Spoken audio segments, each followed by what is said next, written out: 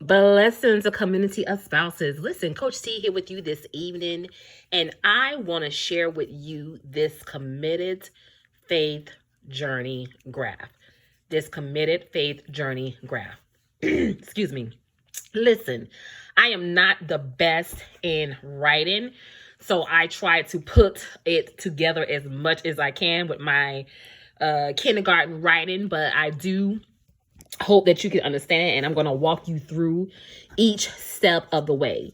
This is something I created mainly for my premarital couples, but I later add to it to use for my marriage restoration couples. And the reason I put this graph together is because I want to give you a picture, the breakdown of how this committed faith journey can start off one way and can end a total different way. When you enter into the marital covenant, one of the things that you must know going in, if you are a Christian, if you proclaim Jesus Christ as your Lord and Savior, the one thing you want to know is the marital covenant is a faith journey. Excuse me. It is a faith journey. This is not something that you shall do in your own strength. If you try to do it in your own strength, you are setting yourself up for failure. You are setting yourself up for failure. And so, yes, it's for my marital couples, but it's also mainly for my couples who are preparing for marriage, because I want to just show you how marriage can start off one way and end a totally different way. And why is it so important to get the necessary coaching throughout your journey of marriage, okay? So first, we want to start here with the premarital guidance. Premarital guidance. You want to learn as much as you can about the marital covenant. And the reason you want to learn as much as you can about the marital covenant, because this is something that you're planning to do for the rest of your life. You don't want this to be a rush thing, a fast thing, even though I offer crash sessions for this. But this is something that you really want to take time and kind of just go through and learn as much as you can. This is where you want to read your marital material, your marital books, get that counseling that you need, get a mentor. This is what is take place. You want to learn much as you can about the marital covenant before going into the marital covenant. Premarital guidance does not prevent you from having problems in your marriage. Premarital guidance basically prepares you for marriage by giving you a heads up on what to expect, and then you have a better way of handling whatever type of conflict or issues that may come up because you had a teaching on it, you had a heads up about it. So this is what premarital guidance is, all right? Get as much information. This is one of the things I highly, highly, highly emphasize. And this is one of my little pamphlets I put together for my premarital guidance couples. The next part is your wedding day.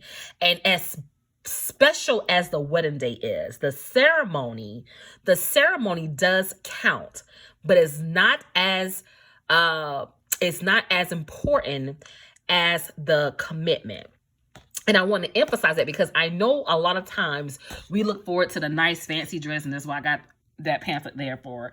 We look forward to putting on a nice fancy dress. We want to do all these nice fancy things, and that is wonderful. That is great. That is awesome. But one of the things that a lot of couples start out doing is planning for their wedding day without first planning their wedding journey. It's in the wedding journey where your vision come alive. It's in your wedding journey where you can decide what you're going to do and how it's going to be and what you want your marriage to look like. It's in this beginning stage, okay? So the wedding day is special. It is very, very much special, but it's not as important as your commitment that you're making. And if you're a Christian, you're not making this commitment just to your spouse, but you're also making this commitment to God, all right? Once you have mastered this part of your marital journey, this part is a piece of cake, all right? This part is a piece of cake. Then we go down to the honeymoon stage. It's the honeymoon stage. And this is the best part of the decision that you made about getting married. Eat these moments up.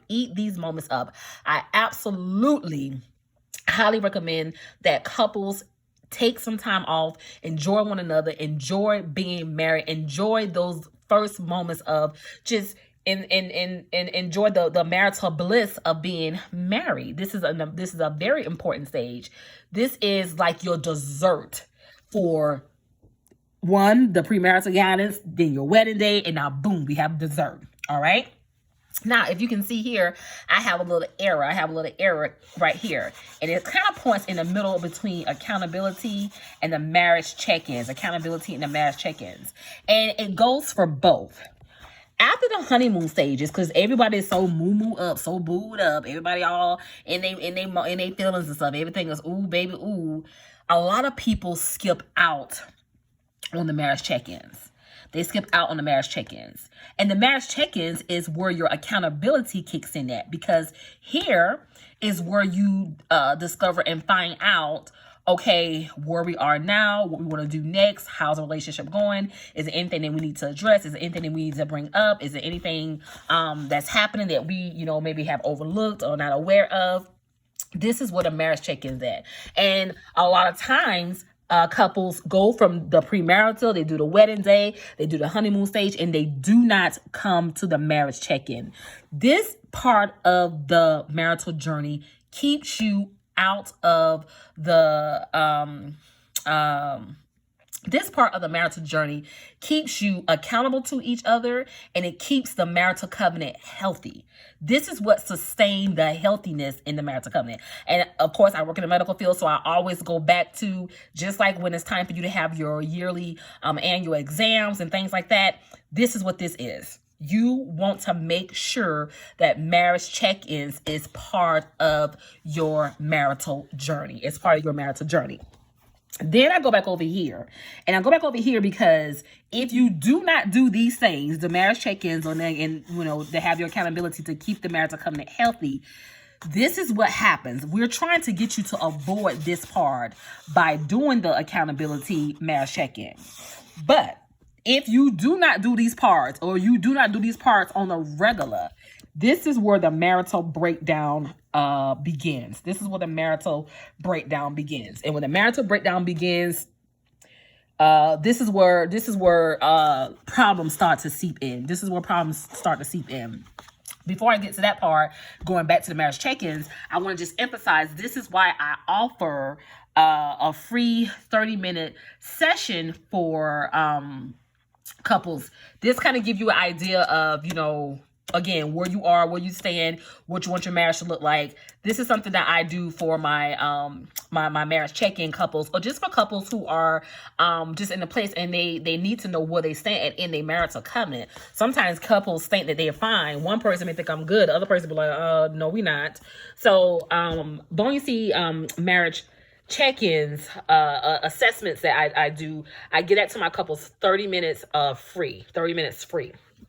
So if you do not do the marriage check-ins, then the marital breakdown and the marital covenant begin. One thing I like to emphasize, even when that happens, you want to make sure that you keep the marital covenant healthy. Keep the marital covenant healthy. If you was not able to do the marriage check-ins, then maybe you can do some marital sessions. You can start, doing some sessions together. Maybe in this part is where, you can say, honey, I think we might need to go some counseling or get some counseling did or whatever.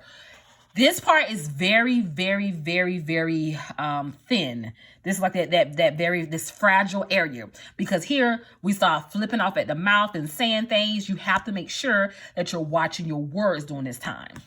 Now, if you still don't take heed to what's happening in your marital covenant, you don't take your sessions, then what happens next is one or both spouses, they begin to shut down. And this is where the no communication begin. And anytime you have no communication in the marital covenant, your marriage is on its way to the dumpster. Your marriage is pretty much in the dump, and we're just waiting for the trash man to come out and pick it up.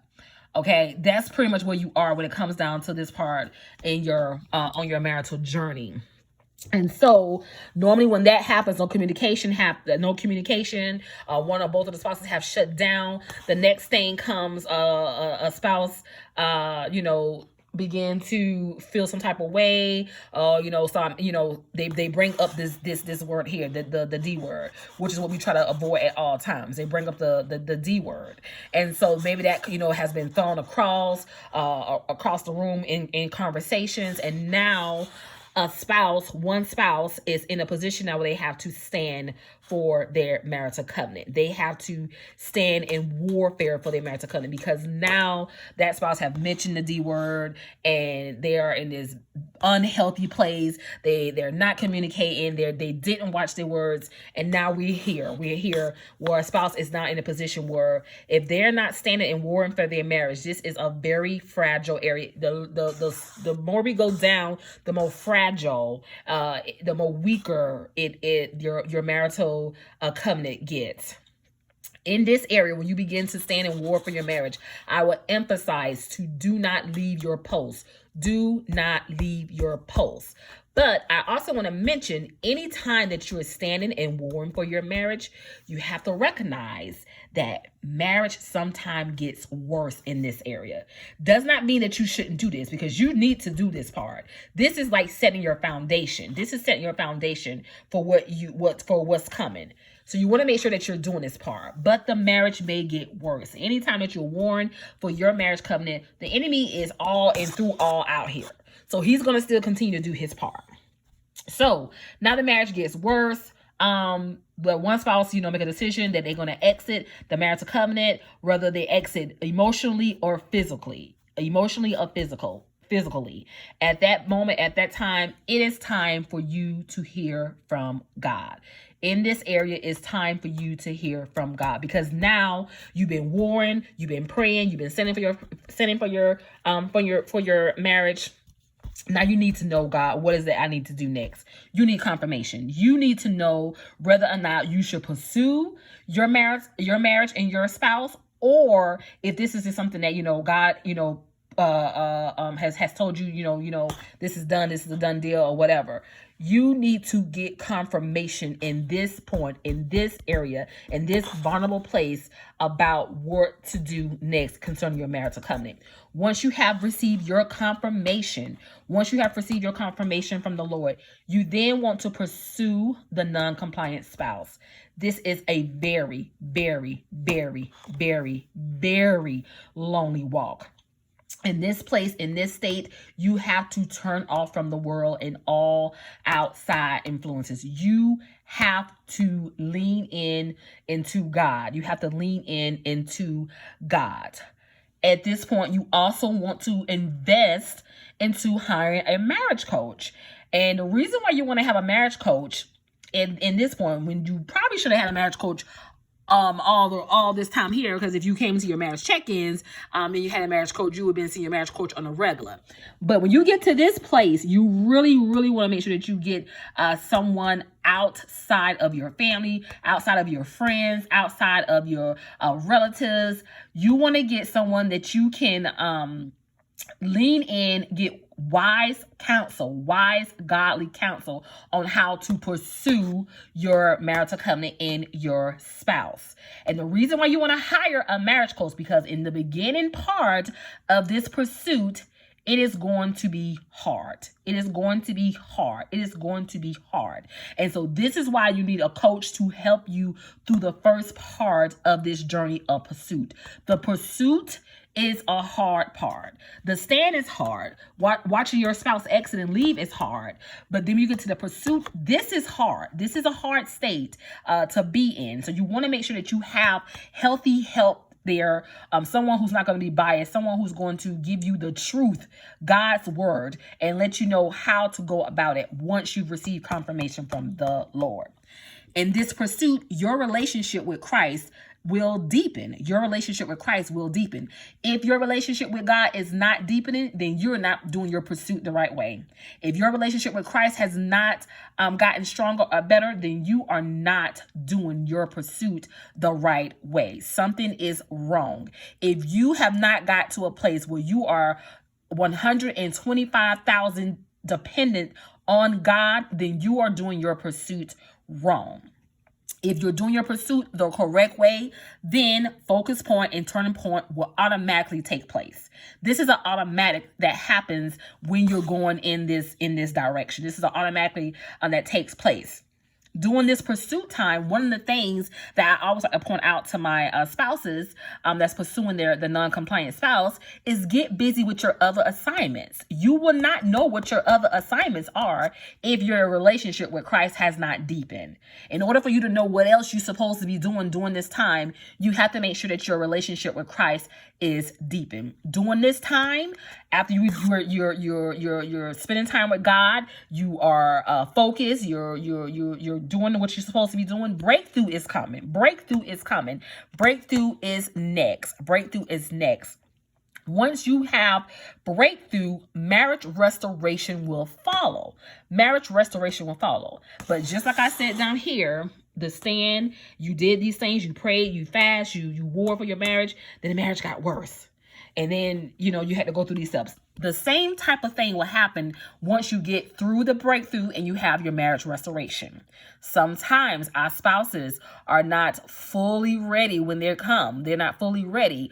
Or sometimes God will test your motives to see your real true reason for pursuing your marital covenant. Were you just spending this time with me because you want me to bring your husband back home? Were you just spending this time with me because you wanted me to fix your marriage? Or will you spend this time with me because you really, really wanted to have a relationship with me and you wanted me to be part of your life? So sometimes when the spouse returns, the spouse may leave again. And this is where your false start happened. In this place, you're going to feel weak in your knees. You're going to feel weak in your knees and you're going to want to stop. You're not going to want to pursue the marital covenant anymore because you feel like you've been doing what you're supposed to do. You've been walking the walk you're supposed to be walking. And now we're at this place. Do not fret. Do not fret. The false start is only a test. It is only a test. The false start, getting you from all the way to this place, all the way around, is your test. Is your test. It's the place where you will be tested. And so when God completely restores your marital covenant, you will know next time how to go about. Instead of going from honeymoon stages, because when you go to a marriage restoration, you're going to jump back to honeymoon stages. Once God fully restore your marital covenant, you're going to go back to honeymoon stages. And when you go back to honeymoon stages, you'll know next time not to avoid this part. You will know next time not to just go down to this part, but you will know to come back to the marriage check-ins. You know to come back to the marriage check-ins to keep God constantly in the center of your marital covenant. Listen, I know that may seem confusing to a lot of you, but I hope you kind of got my drift of what I was trying to say or how I was trying to break it down to you. Make sure that you do your marriage check-ins, once you say I do. Make sure if you're preparing for marriage, you taking the proper steps to do premarital guidance. Make sure you that you got everything that you need to do concerning your marriage.